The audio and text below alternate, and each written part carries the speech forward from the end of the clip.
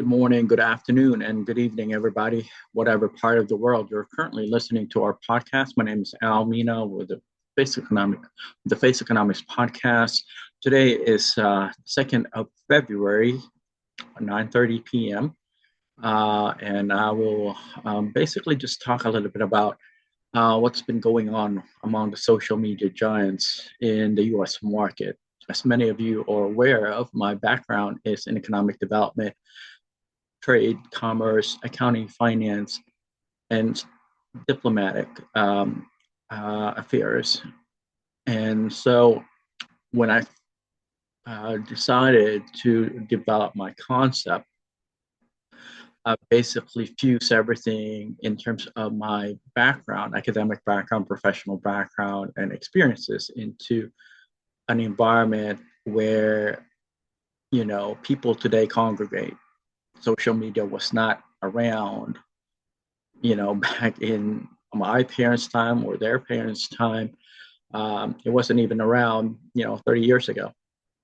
So with that said, folks, um, I don't want to reflect on what's going on in the U.S., political scene, um, especially vis-a-vis the utilization of the social media environment. But first, I'd like to lift up in your thoughts and prayers those who have perished on the American Airlines flight 5342. It's a major tragedy. It's still to this day, I don't know how it even occurred. I don't know how that kind of accident would have manifested itself, especially, when a commercial airliner is that close to an airport and everything was functioning properly. But with that said, folks, unfortunately, so many kids and their families, as well as people, uh, you know, perish on that flight. And I would like to wish everyone, uh, you know, and ask for you to please lift up the families and friends of those that is no longer with us. Okay. With that said, um, I want to reflect on what just came up on my newsfeed, which is um, USAID, the Agency for International Aid and Development under the federal government, uh, seems to be going to a lot of checks and balance testing, feasibility study, as well as, fit for purpose type of review from Dodgy, you know, under Musk and um, Mr. Ramaswamy's purview. So Dodgy is actually, I think it's a short version of government accountability and review. That is a fairly new agency or a quasi agency that's basically been implemented by the new administration. So in business, that's typical. You would have researchers and feasible study organizations, market strategy, development organization.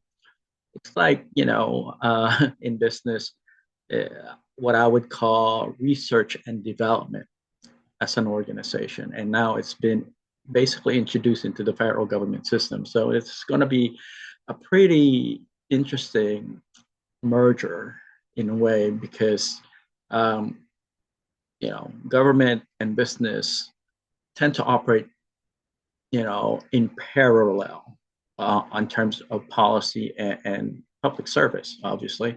In business, you look out for the value created for your stakeholder. In policy, especially in government, um, that tends to be up for your overall interpretation. It's not as clear, unfortunately, in government because, the government has to deal and service various demographics, people from, backgrounds that are some educated, and there would be people that aren't educated. It's not as consistent, for example, in terms of value creation. So this new, quasi agency is definitely going to hopefully improve uh, the operational condition of our federal government system, but it also will basically alienate some maybe not so efficient aspects of our government, but that's yet to be determined.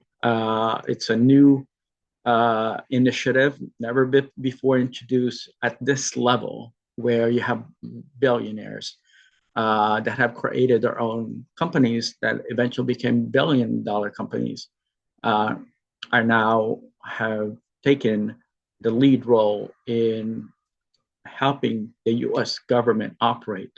So it's going to be very similar to how they operated their businesses, how they managed their staff and increase their market share.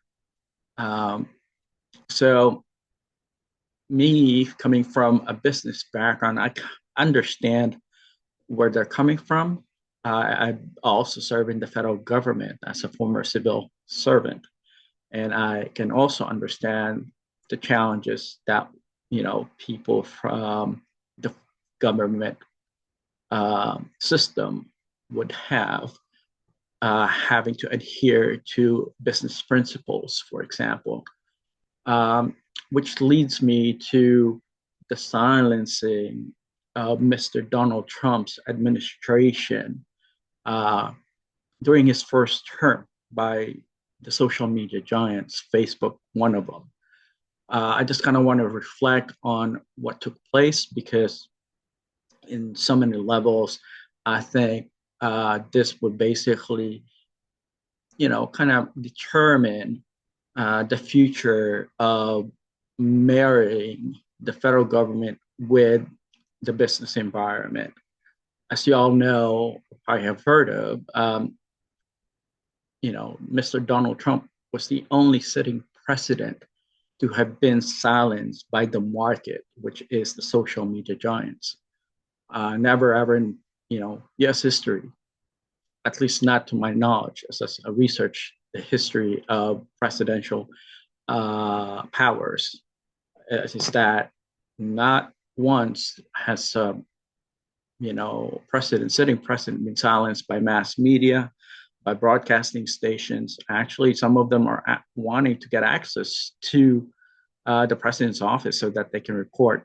But in Mr. Trump's case, which I find extremely troubling, is that people did not care as far as how he's formulating his message and how he would like to service the American people. They simply just silence him, which is weird.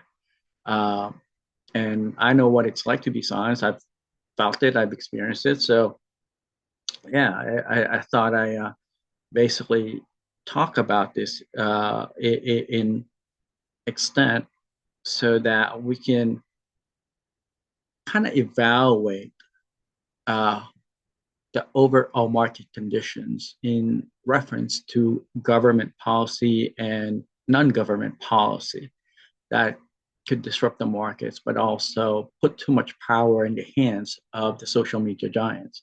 One in itself is, the marchers during the January 6th, 2021 political manifestation of difference of opinions that basically, took place in Washington, D.C. By people from, different school of thought. They had the right and privileges as an American citizen to march in Washington, D.C. and voice their concerns.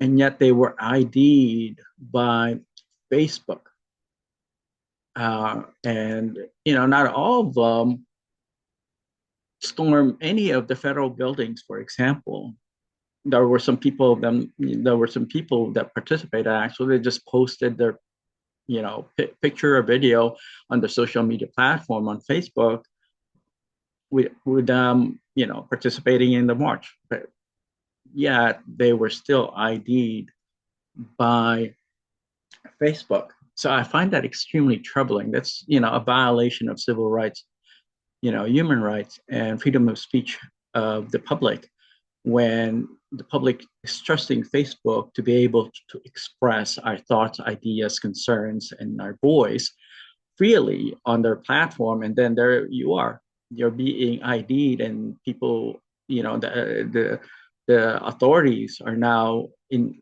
basically monitoring you um, per the request of a Democrat administration. Hmm. So we never signed up to be police on our social media platform. We are not violating anything that would constitute to be policed, like the iron fist communists and tyrants and oppressive regimes around the world, dictatorial regimes that would silence people that are engaging in dissent, opposing certain political strategy and policy. We never sign up for any of that. We're trying to basically express ourselves on a social media platform, but yeah, Facebook ID'd those marchers, even though they weren't violent. They weren't storming the Capitol. Uh, I'm not trying to disqualify what took place on the federal buildings. Yes, it's illegal. I know what it's like. Uh, to be in a federal government building, you have to be checked. Your security credential has to be evaluated, and you shouldn't be, um, trying to, uh, inflict havoc within a federal government building.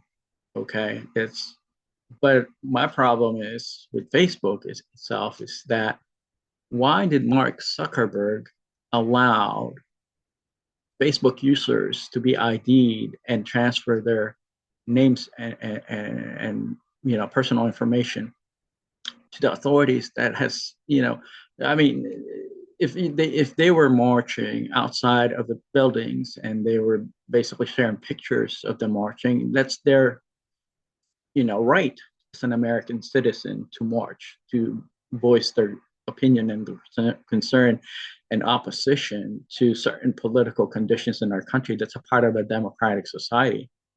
Okay, folks, that's just how things are done in a democratic society. But yet, Facebook basically violated our public trust. And I've actually started a petition to hold Mr. Mark Zuckerberg accountable. Please sign our petition at the bottom of this podcast, as well as our YouTube channel. Mr. Mark Zuckerberg deserves to be penalized and answer to why he allowed American citizens to be IDs off of his platform. On top of that, silencing a sitting precedent on his platform. Uh, these are just so undemocratic, right, folks? I mean, I'm not saying that not hold people accountable, but when people are simply sharing their public opinion on the direction of policy, government, and certain political condition that could basically be a manifestation of problems for the country, that's their right. Okay, you can't silence people for that. I just can't possibly emphasize this enough. Silencing the public for dissent and for opposing view is not the answer if you live in a democracy. Okay, folks. Again, I know what it's like to be silenced. Okay, I mean, my case in itself, I had a civil rights, human rights workplace discrimination institutional development case that was silenced throughout the years that I've been trying to introduce the case to the public so it doesn't happen to other people. Okay. But yet, there you are. Instead of trying to educate it and improve, you know, the so our society, people are basically saying, well, you don't matter. What you say doesn't matter, and what happened to you doesn't matter. And it's okay for similar, problem to arise towards other people, so that you know, basically, they're not. These social media giants are not wanting to improve our society by silencing people. That's not the way that you improve society. You educate society. You share information with society, not silencing the voice of people that have been, targeted, victimized, and oppressed in our society. Okay, those things happen in tyrant regimes, oppressive regimes, in dictatorial, communist, oligarch regimes, when they hate dissent because they want to continue to abuse their power. And that's how everything kind of manifested during Mr. Trump's term. They abused their power, these social media giants, and then they should be held accountable. Okay, because there is no way for the public to hold them accountable unless the Trump administration, the Department of Justice, Supreme Court would hold them accountable, because most of the people that utilize the social media platform, they don't even know that their rights are being violated, that they're being silenced, their civil rights ignored, their human rights violated, and basically brushed off, and their speech and voice, they're being silenced. This said, folks, thank you so much for your time. I'm going to try to just keep this podcast and video blog short this evening. It's actually my second one. I had to comment on what had just recently took place with the trade, how would I put this? Not really a war, but, saber rattling, muscle flexing. And feel free to listen to that. Hopefully, I'm able to provide contact on how to basically review and assess what's taking place between the U.S., Mexico, and Canada regarding this, muscle flexing, trade and commercial muscle flexing, if I can even put it that way. With that said, folks, thank you so much for your time. Again, please sign my petition to hold Mr. Mark Zuckerberg accountable. Okay, folks. Mr. Zuckerberg is a multi-million-dollar individual because of public trust.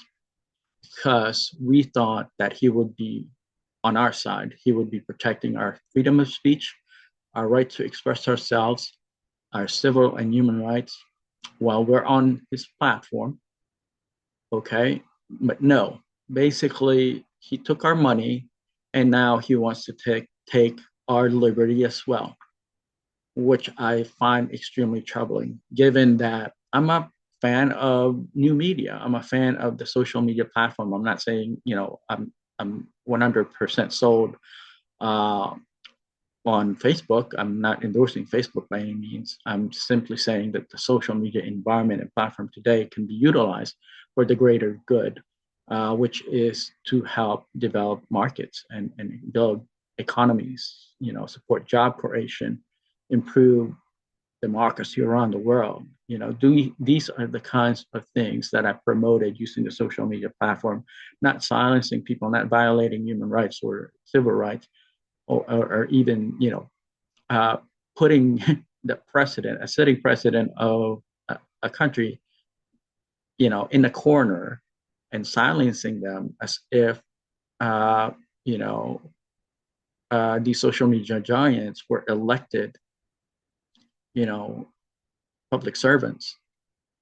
We were basically brought in by Facebook, by social medias, because they marketed their platform to be a social platform where people can, you know, interact with each other freely.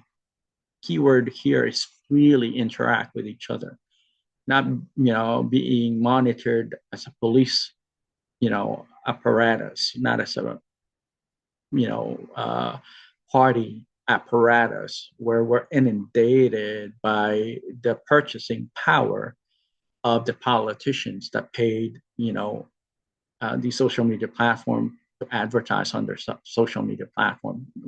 It's definitely not how Facebook was introduced to the market back, when Facebook was being, uh, marketed around the world. They said it's going to help improve human relationship, interact with people in your family and your friends from around the world. Create peace and unity among people. That was how Facebook was framed back then. Today, it has evolved into a police apparatus, a party, platform, political party platform.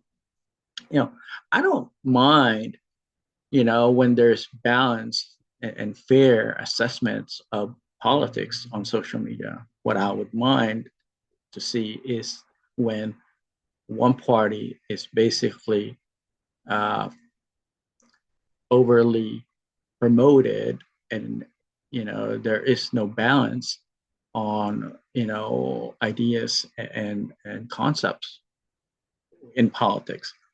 That's a problem. I run for office myself. I run as an independent. I have used to work for politicians from both sides of the aisle, Democrats and Republican, and I've run as an independent U.S. Senate candidate in the 2020 general election. Because of the fact that I've seen, both sides. And I think it's in our best interest today, in the year 2025, to involve and evolve, people and concepts and ideas in politics and public service from various school of thoughts, especially today that the world is so big and the social media platform basically connected us all as people. Uh, I'm not saying, that we should not consider our national interests, but what I would like to imply is that we need to educate ourselves, entertain various schools of thoughts, weigh things out, look at the pros and cons in terms of, the changes in the world community, in our local communities, in our national communities, and render an opinion that way. Okay, folks, I understand that, predominantly of our politicians today are well versed in market, development. They're making, quite a bit of money actually from donations from special interest groups, businesses and lobbyists. But if we really consider today's reality, folks, uh, there is a way for us to correct all the past mistakes. And the way that we can do that is to educate ourselves, utilize the modern tools that we have today in mass media, such as social media, to improve our lives and capacity building and knowledge transfer. There's always going to be corruption out there. There's going to be evildoers out there. There's going to be, bad apples out there. And it's our job to expose them in today's world using the social media platform. With that said, folks, thank you so much for listening. I look forward to our next engagement. My name is Al Mina with the PGs I'm sorry, this is Al Mina with the Face Economics podcast and video blog. I've gotten so used to talking about business. But anyway, thank you so much for your time. Again, my name is Al Mina with the Face Economics podcast and video blog. Have a wonderful day or evening, wherever part of the world you're currently in. Take care. Bye-bye.